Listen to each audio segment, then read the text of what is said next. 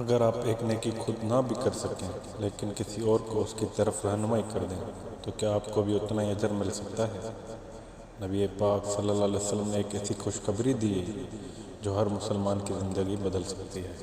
صحیح بخاری کی ایک حدیث کا مفہوم ہے، جو شخص کسی بھلائی کی طرف رہنمائی کرے اسے بھی وہی اجر ملتا ہے جو اس بھلائی کو کرنے والے کو ملتا ہے۔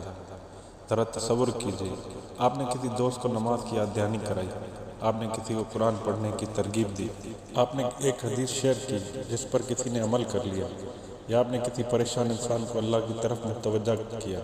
ممکن ہے آپ نے خود صرف چند الفاظ کہے ہوں، لیکن اگر وہ شخص اس نیکی پر عمل کرتا رہا تو اس کے اجر میں سے کچھ کم کیے بغیر آپ کے اعمال نامے میں بھی اجر لکھا جاتا رہے گا۔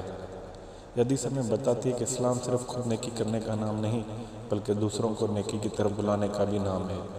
کبھی کبھی ایک چھوٹی سی نصیحت، ایک مختصر پیغام یا ایک حدیث کا شیئر کرنا کسی کی پوری زندگی بدل سکتا ہے، اور شاید قیامت کے دن وہی ایک نیکی ہمارے نجات کا سبب بن جائے۔ اس حدیث سے کیا سبق ملتے ہیں؟ پہلا، نیکی کی دعوت دینا بہت بڑا عمل ہے۔ دوسرا، اچھی بات شیئر کرنا صدقہ جاریہ بن سکتی ہے۔ تیسرا، سوشل میڈیا کو خیر پھیلانے کے لیے استعمال کرنا چاہیے۔ چوتھا، کسی کی ہدایت کا ذریعہ بننا عظیم سعادت ہے۔ پانچواں، چھوٹی نیکی کو بھی حقیر نہ سمجھنا۔ آج ایک نیکی ضرور شیئر کریں، ہو سکتا ہے کہ آپ کے ایک پیغام سے کسی کی زندگی بدل جائے اور اس کا اجر قیامت تک آپ کو ملتا رہے۔